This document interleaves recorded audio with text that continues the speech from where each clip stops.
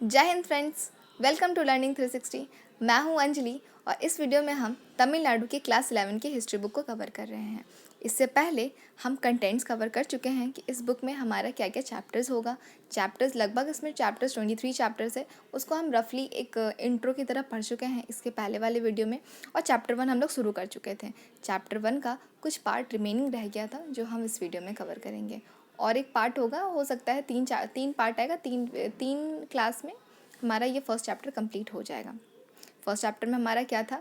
First chapter में हमारा ये था कि हिस्ट्री, अगर इंसान बोले या कोई स्टूडेंट बोलता है मेरे को हिस्ट्री पसंद नहीं, ज्योग्राफी ठीक लगता है बट हिस्ट्री पसंद नहीं, या फिर ज्योग्राफी पसंद नहीं, हिस्ट्री ठीक लगता है, हिस्ट्री पढ़ लेंगे पर ज्योग्राफी नहीं, तो आप ये दो सब्जेक्ट ना आप आइसोलेट होकर नहीं पढ़ सकते हैं या आइसोलेट करके नहीं पढ़ सकते। लाइक मैं हिस्ट्री पढ़ रही हूँ, ज्योग्राफी नहीं पढ़ रही हूँ, या ज्योग्राफी पढ़ रही हूँ, हिस्ट्री नहीं पढ़ रही हूँ।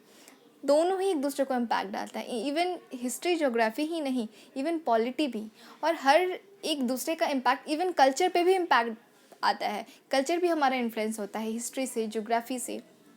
यही हम वीडियो में कवर कर रहे थे कि आप अगर पहले हिस्ट्री को पढ़ने से पहले आप ज्योग्राफिकल फिजिकल फीचर जो है हमारे इंडिया का, उसको पढ़ लीजिए, तब आपको पता चलेगा। अगर हम आपसे पूछें, अगर जैसा जब हम हिस्ट्री में पढ़ेंगे कि किसी एक पर्टिकुलर लैंड के लिए बार बार लड़ाई हो रहा था, या फिर वहाँ पे ही लोग ज़्यादा क्यों बसे, कहे जो हड़प्पन सिविलाइजेशन है, हिंदू घाटी सभ्यता जो है, वो हिंदू घाटी में ही क्यों बसी। बहुत ऐसा क्वेश्चन है जिसका आंसर हमको ज्योग्राफी पढ़ के मिलता है। या नॉर्थन प्लेन्स इतना फर्टाइल क्यों है, या अभी अगर हम देखें यूपी में का पॉपुलेशन इतना ज़्यादा है। इससे पहले भी हम ये सब कवर कर चुके हैं कि हमारा हिस्ट्री किस तरह से ज्योग्राफी से इन्फ्लुएंस होता है, और ज्योग्राफी हिस्ट्री से बोल सकते हैं। तो ये हम और हमारा कुछ फैक्टर जो इन्फ्लुएंस करता है, ज्योग्राफिकल फैक्टर्स पढ़े थे, एक्सटर्नल फोर्स भी पढ़ चुके थे। आप पहले वाली वीडियो देख लीजिएगा। 3 डिवीज़न है इंडियन सब कॉन्टिनेंट का, जिसमें से हम पहला डिवीज़न कर रहे थे हिमालयस माउंटेन्स के बारे में, और इसके सेकंड वीडियो में हम इंडो गैंगेटिक प्लेन्स पढ़ेंगे, और थर्ड प्रोबेबली उसमें हो सकता है उसी वीडियो में हो जाए, या फिर थर्ड वीडियो आएगा जिसमें हम साउथर्न पेनिनसुलर पढ़ेंगे। हिमालयन माउंटेन्स पढ़ चुके थे कि हिमालयन माउंटेन किस तरह से हमारे लिए ढाल बनकर खड़ा है, जो हम लोग को साइबेरियन का जो कोल्ड विंड है उससे बचा रहा है। और हिमालय का एक्सटेंशन पढ़ चुके थे कि हिमालय कहाँ से कहाँ तक एक्सटेंड है, साउथ टू नॉर्थ और वेस्ट टू ईस्ट। इसके बाद हमारा आता है हिमालयन माउंटेन्स। हिमालयन माउंटेन्स हमारा एक नेचुरल, यहीं से हमारा वीडियो रुक गया था, या वीडियो यहीं पे पॉज किए हुए थे क्योंकि वीडियो बहुत लंबा चला जाता, तो ये वीडियो यहाँ से शुरू करते हैं। हमारा जो हिमालयन माउंटेन्स एक नेचुरल बैरियर की तरह खड़ा है। नेचुरल बैरियर इसलिए कि कोई बनाया नहीं है कि चलो नॉर्थन साइड में, नॉर्थ सेंट्रल एशिया से बहुत ठंडी हवा बहती है तो चलिए एक पहाड़ खड़ा कर दिया जाए, ऐसा कुछ नहीं है। वहाँ पे ऑलरेडी नेचुरली हमारा यंग फोल्ड माउंटेन बना है। वो हम ज्योग्राफी में पढ़ेंगे कि हमारा हिमालय किस तरह से फॉर्म हुआ है, पहले से नहीं था, ये यंग है, काफ़ी यंग है, या इसीलिए इसको हम यंग फोल्ड माउंटेन्स कहते हैं। फोल्ड माउंटेन क्यों कहते हैं, ये सब हम ज्योग्राफी में पढ़ेंगे। फर्दर अब हम ये आते हैं कि हिमालय हमारे लिए किस तरह प्रोटेक्टिव बैरियर की तरह खड़ा है। और दूसरा हमारा पॉइंट आता है कि कुछ पासेस हैं, पर देखिए हिमालय खड़ा तो है ऑलरेडी हमारे लिए, पर फिर भी कुछ इमाइग्रेंट्स, कुछ इन्वेडर्स, मतलब जो लुटेरे होते हैं, कुछ आए हैं हमारे देश में। मर्चेंट्स भी आते थे ट्रेड करने के लिए, हमारे यहाँ से सिल्क लेके जाते थे, स्पाइसेस, मसाला बहुत लेके जाता था। मसाला हमारे यहाँ पे बहुत, जो साउथर्न पार्ट है हमारा मसाला यहाँ पे बहुत मिलता था, तो मसाला का भी ट्रेड होता था और सिल्क का भी ट्रेड होता था। तो ट्रेडर्स लोग भी आते थे, मर्चेंट्स लोग भी आते थे, और इमाइग्रेंट्स आते थे, कुछ मिशनरीज भी आए हैं। तो कैसे आए हैं, तो वो हमारा जो देखिए यहाँ पे ये जो इसमें जो हमारा नॉर्थन, ये काराकोरम रेंज जो है, ये इस साइड से लेके ये नामचा बड़वा तक, ये नामचा बड़वा तक, ये काराकोरम रेंज से यहाँ तो बहुत ऊंचा ऊंचा पहाड़ है, बहुत ऊंचा ऊंचा पहाड़ है। पर है ना, इधर सुलाइमान रेंज है ना, सुलाइमान रेंज की तरफ इधर कुछ पासेस हैं। पासेस क्या होता है? पासेस होता है जो दो पहाड़ को जोड़ रहा होता है, एक रास्ता, एक नेविगेबल रूट होता है।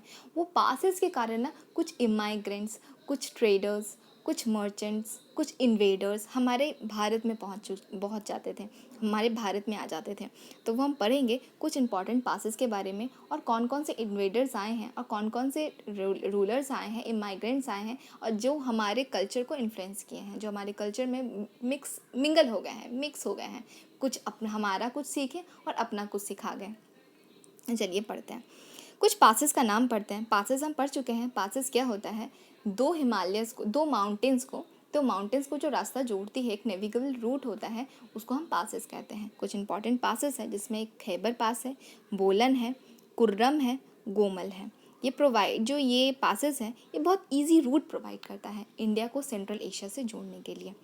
This pass is situated in the Hindu Kush and Sulaiman and Kirthar ranges. देखिए हिंदू कुश देख पा रहे हैं, ये हिंदू कुश हुआ, ये सुलाइमान रेंज हुआ। तो इधर ये जो रेंज क्या होता है, लगातार अगर माउंटेन है ना, लगातार माउंटेन, तो उस लगातार माउंटेन्स को हम बोलते हैं माउंटेन रेंज।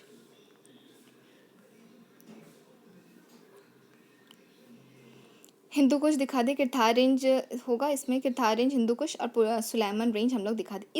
इसी तीनों में कुछ ये सब पासेस हैं जिसमें हम ऊपर का पासेस पढ़े थे, खैबर पास, बोलन, कुर्रम, गोमल।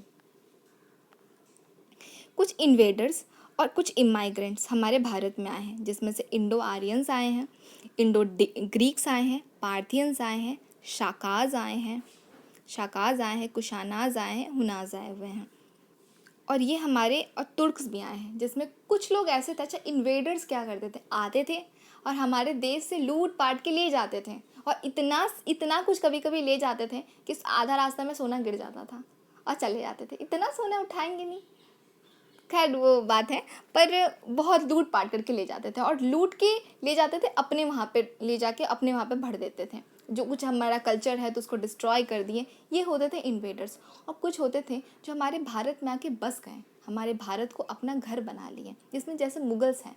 मुगल्स भारत को लूट पाट के नहीं ले गए, मुगल्स भारत में आए। मुगल्स जो आए थे, तुर्क से आए थे, तुर्की। और जब हम लोग मुगल्स पढ़ेंगे ना तो देखेंगे कि मुगल्स की मदर साइड से और फादर साइड से अगर देखा जाए तो मंगोलियंस भी हैं और तुर्की की तरफ भी हैं। वो हम लोग फर्दर मुगल डायनेस्टी जब पढ़ेंगे तो वो पढ़ेंगे। तो मुगल्स लोग क्या थे ना, वो कुछ लोग ऐसे थे जो हमारे भारत में आए और हमारे भारत में लूट पाट के ले नहीं गए, हमारे भारत में आके बस गए, वो रहे हैं वहाँ पे, अपना घर माने हैं। और मुगल्स भी वैसे ही थे। मुगल्स जहाँ से आए थे सेंट्रल एशिया से, वहाँ पे बहुत ही रेतीला जगह था, और जब वो यहाँ पे आए ना, बाबर यहाँ पे आए, तो उनको बहुत अच्छा लगा यहाँ पे ग्रीनरी देख के, और वो यहाँ पे बस गए फिर से। अब जब कुछ बाहर के लोग अगर यहाँ पे बसेंगे तो ऑब्वियसली टाइम पीरियड के हिसाब से वो कुछ सिखा के चले जाएंगे, कुछ अपना इम्पैक्ट डालेंगे और हमसे कुछ सीख लेंगे, तो वो इंटरमिक्सिंग हो गया। इसीलिए हमारा कल्चर इतना ही डाइवर्स है, भारत में देखने को मिलता है। उसके बाद हमारा हिमालयन पासेस देख लीजिए, ये पासेस हैं, दो पहाड़ है, दो पहाड़ के बीच से कोई, दो पहाड़ के बीच से नहीं, दो पहाड़ के बीच से रास्ता जाए, या फिर दो पहाड़ को जोड़ने के लिए एक रास्ता जो बना हुआ है। लेकिन बोलते ना नथुला पास, तो ला मतलब नथुला, फिर और भी बहुत सारे, जोजिला, ऐसा बहुत सारा पासेस हैं। तो ला मतलब होता है पास, वहाँ के लैंग्वेज में ला बोलते हैं, ला मतलब पासेस होता है। तो कुछ दो माउंटेन्स को जो एक रास्ता जोड़ रही होती है, उसे हम पासेस कहते हैं।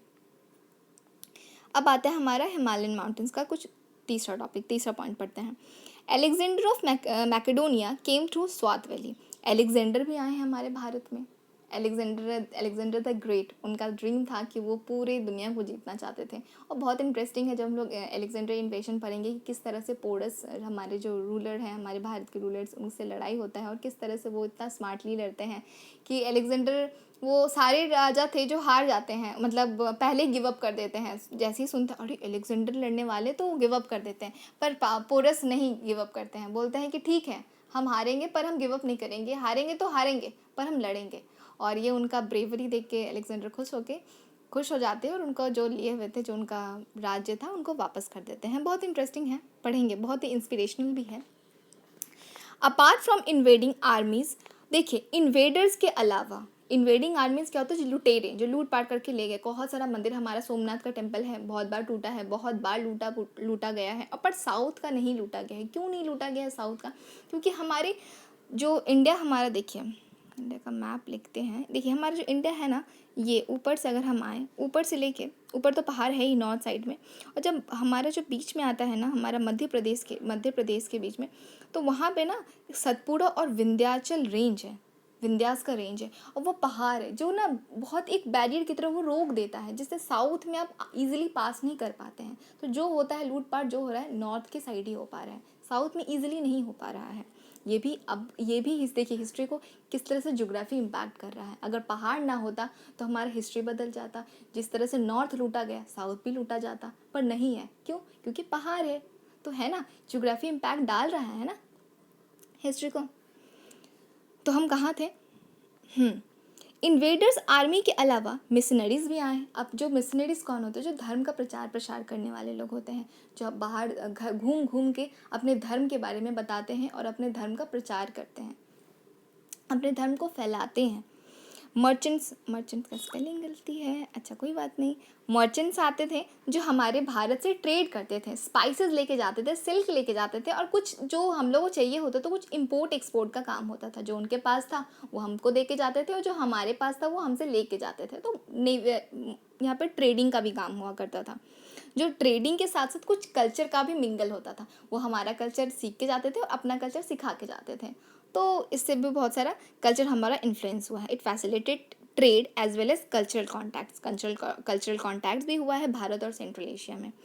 The second highest peak, world का जो सेकेंड हाईएस्ट पीक है माउंट गॉडविन ऑस्टिन, कहाँ है? काराकोरम रेंज में। देखिए काराकोरम रेंज कहाँ है, ये ऊपर का जो पार्ट है ना, ये काराकोरम, ये लगातार पहाड़ है। इसका सबसे जो हाईएस्ट माउंटेन पीक है, जो गॉडविन ऑस्टिन जिसका नाम है, वो सेकेंड हाईएस्ट पीक है। कहाँ का? पूरा वर्ल्ड का, जो काराकोरम रेंज में है।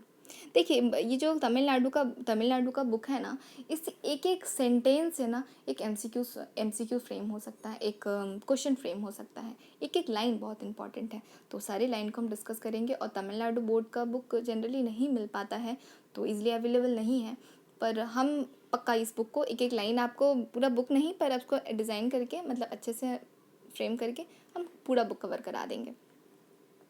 इसके बाद हमारा आता है, ये शायद लास्ट है, the Himalayan mountains. Himalayan mountains का जो एक्सटेंशन हमारे वेस्ट से लेके हमारे ईस्ट तक, वो कहाँ तक फैला हुआ है? आसाम तक। देखिए आपके जो तमिलनाडु बोर्ड के बुक में दिया है वो आसाम तक दिया, तो उसका एक्सटेंशन कहाँ तक है? हिमालय का आसाम तक है। कुछ इंपॉर्टेंट रीजन्स हैं, कुछ इंपॉर्टेंट माउंटेन्स हैं वहाँ पे, जो इंपॉर्टेंट माउंटेन्स हम पढ़ सकते हैं, जिसमें आता है पटकोई हिल्स, नागाई है, लुशाई रेंजेस हैं। तो इसमें से कुछ कभी कभी आपसे पूछा जाता है कि ये माउंटेन रेंज कहाँ पाया जाता है, या कौन से स्टेट में पाया जाता है। तो कुछ इंपॉर्टेंट माउंटेन्स का नाम है जो हम पढ़ के रखेंगे। पटकोई है, नागाई है, लुशाई है। देख लीजिए, ये पटकोई है, नागाई नागालैंड की तरफ में है, और आपका Lushai range north eastern parts में आता है। ठीक है, तो ये हमारा हिमालयन माउंटेन्स जो हमारा पहला टॉपिक था, देखिए पहला टॉपिक जो इसका था हिमालयन माउंटेन, वो कवर हो गया। नेक्स्ट वीडियो में हम इंडो गैंगेटिक प्लेन्स पढ़ेंगे। तब तक के लिए थैंक यू, पीस।